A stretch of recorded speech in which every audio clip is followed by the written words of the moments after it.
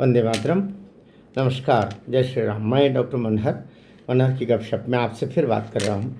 मैंने कल बोला था कि कल एक वीडियो जिसमें आपके मन में कुछ जो संदेह आ रहे हैं उन पर भी बात करेंगे, और नीलेश ओझा जी जिनका कंटेम्प्ट को लेकर के केस था उस पर थोड़ी सी बात करके कल जो मुख्य केस है उस पर बात करेंगे, और मन में जो संदेह आ रहे हैं उनको भी समाप्त करेंगे। पहले हम केस की पूर्वापर, जो केस के बारे में सब पता है, क्योंकि मुझे पता है इस वीडियो को, इस जो मेरी प्रस्तुति है उसको वही लोग देख रहे हैं जो सुशांत सिंह दिशा सालियान के साथ हमदर्दी रखते हैं और उन्हें न्याय मिले, उनकी आत्माओं को न्याय मिले, इस हेतु वे लोग इसको देखते हैं और बहुत अपनेपन के साथ देखते हैं, बहुत चिंता के साथ देखते हैं, बहुत व्यग्रता के साथ देखते हैं। मैं उनसे बात कर रहा हूँ। पहले हम बात करें कि दिशा सालियान का केस जो कल आने वाला है 30 अप्रैल को, केस क्रमांक 52 पर, सीरियल नंबर 52 पर। लेकिन ये ध्यान रखिएगा कि बेंच पर जो ये सीरियल होते हैं, ये सीरियल विशेष परिस्थिति में बदल भी सकते हैं दो तरीके से। एक जो बेंच है, बेंच उनमें कुछ सीरियल में बदलाव करना चाहे महत्ता के क्रम से तो हो सकता है, होता है। और जो पिटिशनर है, जो आवेदक है, वो महत्ता क्रम पर आगे लाना चाहे उस क्रम को तो भी होता है। दो चीज़ है। तीसरा कि 52 नंबर क्रम इतना दूर नहीं है। केस मुझे पता है हाई कोर्ट में विशेष रूप से एक दिन में 300 फाइल्स, 300 केस के निपटारे होते हैं। तो मन में ये संदेह मत रखना कि 52वें नंबर पर ही क्यों रहा। ये बात वही उठाएंगे या वही ज़्यादा चिंतित हो रहे होंगे जो हाई कोर्ट की विशेष रूप से न्यायालयीन प्रक्रिया के बारे में थोड़ी कम जानकारी रखते होंगे। जानकारी तो सभी रखते हैं, कम रखते होंगे, इसलिए ऐसा मन में संदेह रखते ले, या कि हमारे मन में ज़्यादा चिंताएं हैं कि कहीं ऐसा नहीं हो कि कल नंबर ही ना आए। तो पहले तो मन में आश्वस्त रख लीजिए कि नंबर तो आएगा नहीं आएगा। हो गई बात, नंबर आएगा ही आएगा। अब दूसरी बात, इस केस का, दिशा सालियान के केस की बात हम कर रहे हैं, तो इस केस में थोड़ा सा हमें धैर्य रखना पड़ेगा। कानूनी पक्ष की बात कर रहे हैं, धैर्य यूँ रखना पड़ेगा कि ये केस एक बार सुसाइड केस के रूप में, आत्महत्या के केस के रूप में इसका इन्वेस्टिगेशन और इसकी फाइल क्लोजिंग हो गई। उसमें सीबीआई का विशेष रोल ये वो कुछ नहीं, मुंबई पुलिस ने किया, और उनको जो करना था वो सब कर गुजरे वो। और यहाँ तक कि पुलिस ने तो किया ही किया, इससे एग्रीड उसके फैमिली मेम्बर भी थे। जो सचिन सालियान जी अभी जिन्होंने पिटीशन दायर की है मुंबई हाई कोर्ट में, ऑनरेबल कोर्ट में, वे स्वयं उसको स्वीकार कर चुके हैं और वे भी संतुष्ट होकर घर जा चुके थे। उस अनुरूप सारे जो सबूत है, उनके जो सीक्वेंसेस हैं, चाहे वे वहाँ से गिरने से लेके हॉस्पिटल का जो पोस्टमार्टम से लेके बाकी लोगों के गवाह सब उस तरीके से कर दिया गया। मामला लगभग क्लोज डाउन हो गया। क्यों हुआ ऐसा, अब सवाल आ रहा है। तो ये केस, अब सवाल आ रहा है कि अब ये केस फिर से उठा है। क्यों उठ पाया? क्यों उद्धव ठाकरे की सरकार जाने के बाद में, आदित्य ठाकरे की सरकार जाने के बाद में, अपराधियों की स्वयं की सरकार जाने के बाद में जो पीड़ित है उसके मन में उम्मीद जगी कि अब शायद न्याय हो जाए। कई बार अन्याय होता हुआ देखने के बावजूद भी जो पीड़ित होता है वो इसलिए चुप हो जाता है क्योंकि वरना उसको भी मार दिया जाएगा। चुप रहने में ही भलाई है। सचिन सालियान इसलिए चुप हुए। कल ये बात रखी जाएगी। मुझे लगता है कि ये सवाल कोर्ट ज़रूर उठाएगा कि आपने पिटीशन इतनी लेट क्यों दायर की। आपको संदेह था, आप उसी समय क्यों नहीं बोले, आप उसके बाद में अनंतर बोलने में अपनी तरह विलंब क्यों किया? इसका जवाब ये है, पीड़ित व्यक्ति बहुत साधारण मनुष्य है, बहुत साधारण उसकी हालत है।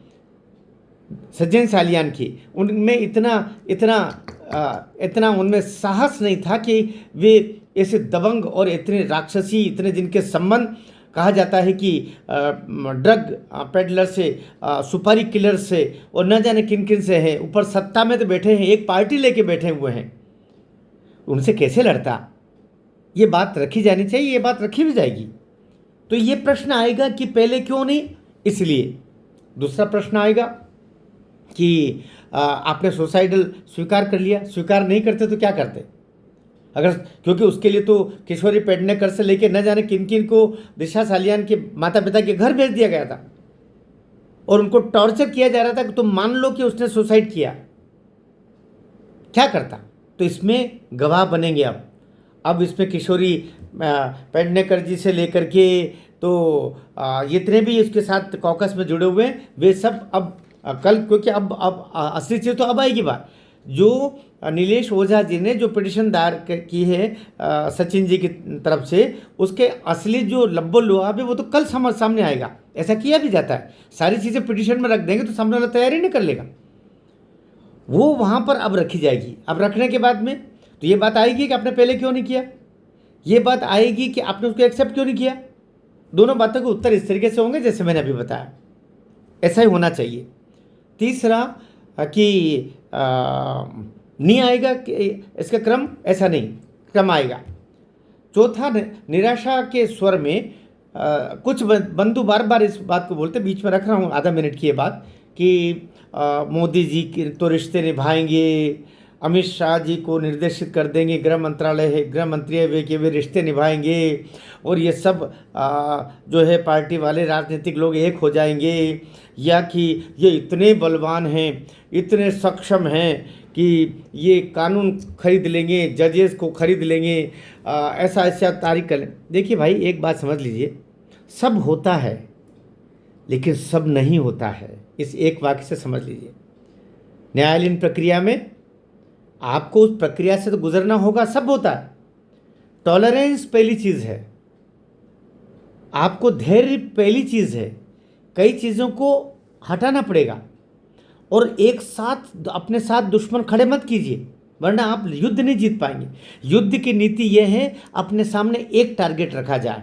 कई दफ़े दुश्मन का जो दोस्त है उसको दुश्मन बनाने के लिए अपनी ओर से उसके लिए सदाशयता का हाथ बढ़ाना होता है। इसलिए आप क्या चाहते हैं कि एक साथ मोदी जी से भी लड़ लें, अमित शाह से भी लड़ लें, एकनाथ शिंदे से भी लड़ लें, देवेंद्र फडणवीस से भी लड़ लें, पुलिस से भी लड़ लें, जज को भी कुछ तो भी बोल दें और आप जीत जाएंगे? ये तो युद्ध नीति नहीं है। यहाँ तो आपका एक टारगेट होना चाहिए। अपराधी आपके दृष्टिकोण से, पिटिशन के दृष्टिकोण से और केस के जो प्राइमा फेसिया जो दिखाई दे रहा है उससे दृष्टिकोण से कौन दिखाई दे रहा है? आदित्य ठाकरे। वो मुख्य हत्यारा, मुख्य अपराधी, मुख्य षड्यंत्रकारी, सब कुछ है। यही तो पिटिशन में बोला जा रहा है, यही तो आम धारणा है और यही सत्य भी है, ये ऐसा कहा जा रहा है।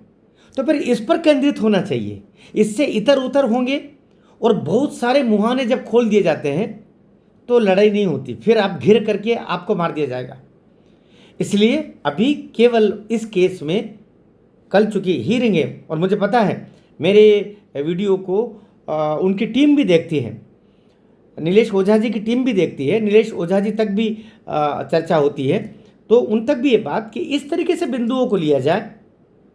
साथ ही अभी क्या होगा, अभी ये होगा नोटिस इशू होंगे, इसकी संभावना नोटिस इशू या 4 सप्ताह के हो सकते हैं, 2 सप्ताह के होंगे। अब ये है कि इसके बाद तुरंत छुट्टियां हो जाएगी। अरे भाई, लाखों केस है हाई कोर्ट के पास में, तो छुट्टियां हो जाएगी। छुट्टियों में भी क्रिमिनल केसेस सप्ताह में 2 दिन सुने जाते हैं। ये आपके एडवोकेट्स और एडवोकेट्स की टीम के ऊपर है कि वे 2 सप्ताह का समय तो दिया जाएगा जवाब का, ये अधिकतम 4 सप्ताह भी हो सकता है। ये तो अंग्रेजों के ज़माने से चला रहा 4 सप्ताह, भले अब डिजिटल युग आ गया है, आप चाहें तो उनको 24 घंटे में जवाब ले सकते हैं, लेकिन फिर भी अभी 4 सप्ताह का ही संविधान में और कानूनी प्रक्रियाओं में चल रहा है। तो 4 सप्ताह, क्योंकि पहले वो डाक से जाता था, डाक से भी आते थे, सब होता था, अभी भी वही चल रहा। मैं आपको कानूनी प्रक्रिया थोड़ी सी बता रहा हूँ। आप बहुत ज़्यादा व्यग्र, बहुत ज़्यादा उत्तेजित होकर के और परेशान होंगे तो वो ठीक नहीं।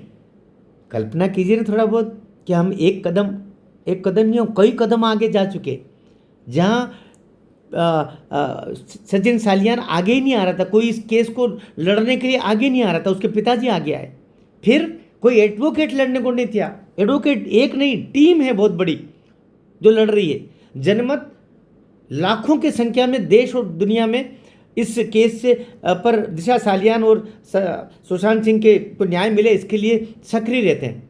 हमारे मिनटों में ये हज़ारों की संख्या में व्यूज़ आ जाते हैं, लेकिन व्यूज़ लेना तो उद्देश्य नहीं है, बिल्कुल नहीं है।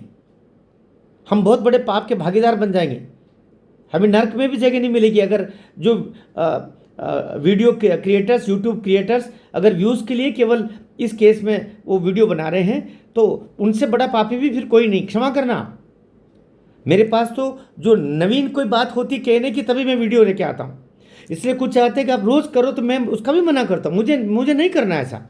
लेकिन एक आध 2 दिन के अंतराल में इसलिए लेके आता हूँ कि मुझे कुछ नए व्यूज़, नई बातें पता चलती है, नए अध्ययन से नए टिप्स पता चलते हैं। हम फिर बात करते हैं, कुछ एडवोकेट से चर्चाएं करते हैं। मेरा खुद का लड़का भी इंदौर हाई कोर्ट बेंच में एडवोकेट है। अन्य एडवोकेट्स भी के मित्रों के साथ में हम बातें करते हैं, और फिर आपके साथ में बात को शेयर करता हूँ। इसलिए ये वीडियो थोड़ा बढ़ भी रहा है, तो मैं इसलिए कह रहा हूँ कि कल अत्यंत महत्वपूर्ण दिन है। तो कल क्या हो सकता है, कल ऐसा नहीं होगा कि सीधी आदित्य ठाकरे को फांसी पर ही चढ़ा देंगे वहीं कोर्ट में ही, ऐसा होता है क्या? इसकी प्रक्रिया है। बड़ी बात, हमारी उपलब्धि बहुत बड़ी होगी कल। जैसे पिटिशन स्वीकार की, एक स्टेज थी पिटिशन एक्सेप्ट करना, उसमें देवेंद्र फडणवीस सरकार का भी कि एडवोकेट सॉलिसिटर का भी बड़ा योगदान है कि उन्होंने उसमें अपोज नहीं किया, क्योंकि कोई क्रिमिनल केसेस को स्वीकार करने से पहले जो राज्य शासन के सॉलिसिटर का अभिमत बड़ा महत्वपूर्ण होता है। उन्होंने विरोध नहीं किया, इसको होने दिया, नहीं तो वो कह सकते थे कि इसका निपटारा हो गया, इसको कोई कारण नहीं बनता। उद्धव ठाकरे की सरकार होती तो ऐसा सॉलिसिटर बोलता, लेकिन देवेंद्र फडणवीस की सरकार के सॉलिसिटर ने ये बात नहीं बोली। इसको मानिए, हवा का रुख बदलता है तो फैसले भी बदलते हैं। तो एक ये होगा कि वो एक स्टेज आपके आगे आए। फिर पिटिशन स्वीकार की, आपने कहा नहीं इस बेंच में नहीं, हमें तो वो जो दूसरी बेंच है, क्या यहाँ की जज पर हमारा थोड़ा सा अभिमत सही नहीं है, तो आपको दूसरी बेंच दे दी। वही दूसरी बेंच ही अब आपको स्वीकार कर रही है, उसमें आपको एक महीने का समय तो देना था, तो वो आपको समय लगा। अब जो होगा, अब तीसरी चौथी स्टेज में मानता हूँ नोटिस इशू होना बहुत बड़ी उपलब्धि होगी। इसलिए अभी केवल नोटिस इशू हो जाए तो भी ईश्वर को धन्यवाद दीजिए, उस जज को भी धन्यवाद दीजिए, उस बेंच को भी धन्यवाद दीजिए कि नोटिस इशू हो गया। उसके बाद में नोटिस इशू होने के साथ में 2 चीज़ें हो सकती है, 2 चीज़ें हो सकती है। एक ये हो सकता है कि कल ही FIR के आदेश तहकीकात के साथ में हाई कोर्ट बेंच दे दे, बस बहुत बड़ी बात हो जाएगी, जो मान के चलिए हम केस ही जीत गए। एक चीज़ ये हो सकती है कि आदित्य ठाकरे को अरेस्टिंग के लिए भी हो सकता है, लेकिन FIR हो जाए, और FIR चूँकि इसमें जो धाराएं लगेगी वो अरेस्टिंग वाली होगी, तो उसमें फिर वो जमानत के लिए दौड़ेगा। तो एक कि FIR करने के आदेश हो जाए, एक इसकी PT का पहले सरकार तैयार कर चुकी। सरकार देवेंद्र फडणवीस सरकार चाह रही है कि हमको कोर्ट बोले, और कल कोर्ट बोल देगा। ये कोर्ट तब बोलेगा जब सॉलिसिटर सरकार का, महाराष्ट्र सरकार का जो वकील है, जो सॉलिसिटर है मुख्य, वो इसमें हाँ भर ले FIR के लिए, वो उसका विरोध न करे। तो क्योंकि वहाँ तो पूछा जाएगा हम क्या FIR हेतु करें, क्योंकि ये मांग करेंगे FIR हेतु आप निर्देशित कीजिए। भाई नीलेश ओझा जी की टीम करेगी, और उस समय जो प्रशासकीय एडवोकेट हैं, सॉलिसिटर है सरकार का, वो उसका विरोध न करें, हो गया काम। इसलिए मैं कह रहा हूँ कि FIR के आदेश कल होंगे। यदि किन्हीं स्थितियों में फिलहाल 1 तारीख और आगे बढ़ती है, नोटिस इशू होंगे, तो दूसरी स्थिति होगी कि SIT गठन के लिए जो केवल नीलेश ओझा जी ने कंटेम्प्ट किया उसको लेकर के एक टीम बना सकते हैं, जो मुख्य न्यायाधीश महोदय तो वो क्या इस केस के संदर्भ में एक एसआईटी गठन के लिए नहीं कर सकते जो कोर्ट के निर्देशन में ही पूरी जांच करेगी? दो स्थितियां हो सकती है, इन दोनों में से क्या होता है, ये दो हो जाए, दो बहुत बड़ी बात होगी। और मुझे लगता है देवेंद्र फडणवीस सरकार और उनका सॉलिसिटर जनरल वहाँ का जो रहेगा चीफ, वो भी ये चाहेगा कि इन दोनों में से एक चीज तो हो ही जाए, क्योंकि अब तो वे जो है दुश्मन के कांटे से निकालने के मूड में रहेंगे। कल जो कुछ होगा, मुझे लगता है दिशा सालियान और सुशांत सिंह का केस सुलझने की क्रम पर आगे बढ़ेगा। आपको इस वीडियो में मैं सोचता हूं कि कैसे भी करके उन लोगों तक भी ये वीडियो पहुंचाइए जो इस केस को की स्टडी कर रहे हैं, जो इस केस में आगे लड़ने वाले हैं, अर्थात नीलेश ओझा और उनकी टीम तक ये पहुंचे। साथ ही देवेंद्र फडणवीस, उनके सॉलिसिटर्स, स्पेशली एडवोकेट्स के पास में ये वीडियो पहुंचना चाहिए, उनके ओपिनियन भी इसमें आएगी, अच्छा लगेगा। और हम एक साझा लड़ाई लड़ रहे हैं और हमें विजय प्राप्त होगी। हमारे साथ ईश्वर है। भारत माता की जय।